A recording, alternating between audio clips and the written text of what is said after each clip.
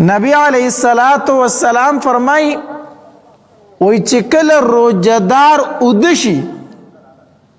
الله تبارک وتعالی فرشتو ته فرمایي اے فرشتو د دې روزدار دا خوب په عبادت کې اسراف کوي ځکه چې خلک تراوی وکي کنه نو بیا ودشي نو دې د پاره ودشي چې زه پښمنی ته په ټایم باندې را پاسم نو د تراوی وکړو ودشو دې د پاره چې زه پښمنی ل را پاسم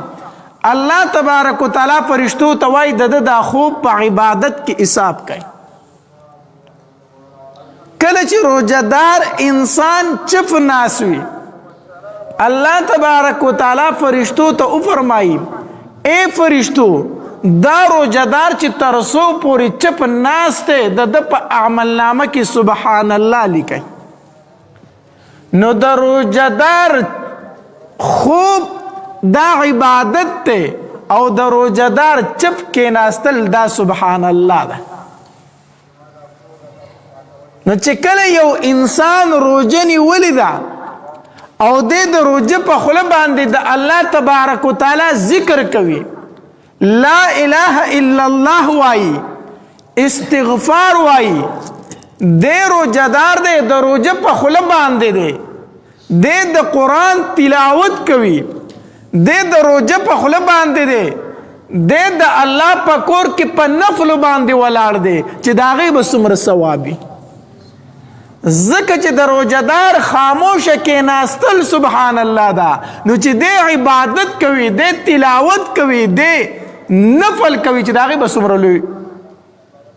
ثواب وي نو دومره مبارک میاشته تدې وجنا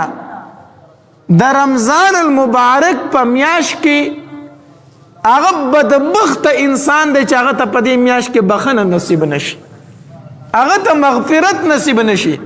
هغه په الله تبارک وتعالی باندې په دې میاش کې ځان اون بخي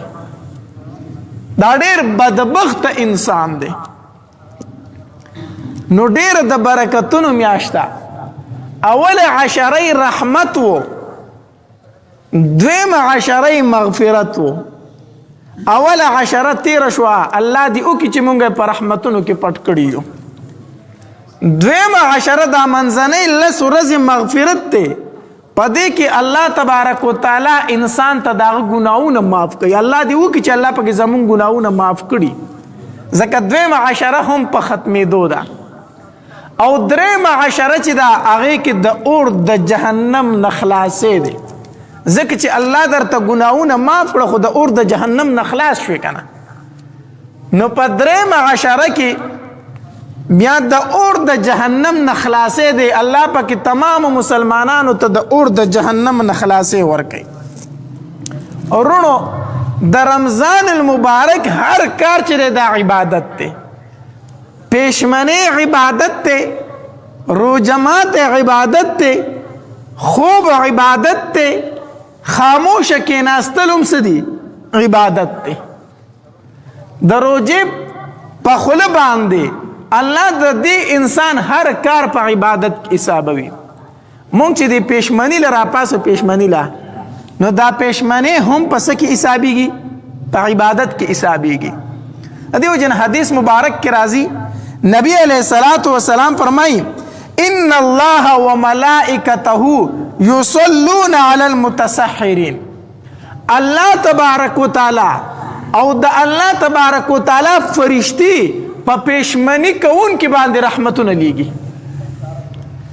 الله او د الله فرشتي په پښمنی کون کې باندې رحمتونه لیږي نو دا پښمنی کول هم عبادت ته دیو جن علماء لیکلي دي بعضی خلک داسې ټوله شپه خوراکونه وکي ټوله شپه خوراک کوي نو بیا پښمنی نه پاسي وای زه موړ یم زه سیما موړ یم پښمنی نه کوم زه خوب کوم نه علماء لیکلي دي وی پښمنی ته پاسا کو زیات خوراک نشي کولای یو کجوره وخوره یو کجوره زیات خوراک نشي کولای یو ګټ اوبه وسکا خو پښمنی ته پاسه سنا سپکه خامخه وکا زکه پښمنی ته پاسې دل او پاغه کې خوراک کول دا څه دی عبادت ته الله او د الله فرشتي در باندې رحمتونه را لګي.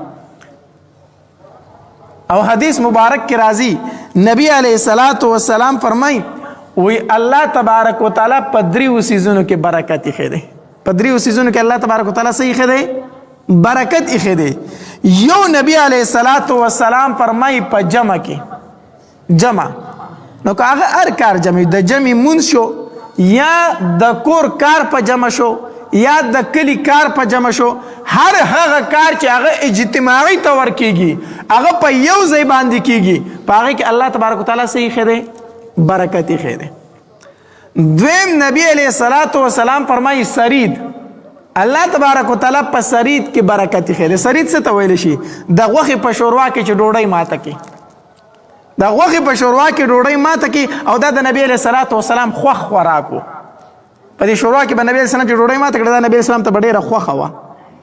نو سرید ماته کړې ډوډۍ کې الله تبارک وتعالى برکت خېده. او دریم نبی علیہ الصلوۃ والسلام فرمایي الله په پېشمنی کې برکت خېده. د پېشمنی په خوراک کې الله صحیح خېده برکت خېده. ته دې وجه نه چې کله به نبی علیہ الصلوۃ والسلام د پېشمنی ډوډۍ ته کېناستو او صحابه کرامو ته به आवाज کو نو دا به ورته نه وي چې راشه ډوډۍ وخورئ. نبی علیہ الصلوۃ والسلام به ورته ویل وی راشه برکت ته راشه. پېشمنی ډوډۍ ته نبی علیہ السلام څه فرمایلو برکت فرمایلو وی راشه برکت حاصل کړئ لږ لږ ډوډۍ وخورئ چې برکت حاصل شي درته. نو د پېشمنی په ډوډۍ باندې په پېشمنی په ډوډۍ کې په پېشمنی کولو کې الله تبارک وتعالى صحیح خېده برکت خېده. نو پکار دا د چې مونږ هر انسان پېشمنی کو د ثواب په نیت باندې د ثواب په نیت باندې. نو ما درته وویل چې د روژې په هر کار کې الله تبارک وتعالى صحیح خېده ثواب یې خېده.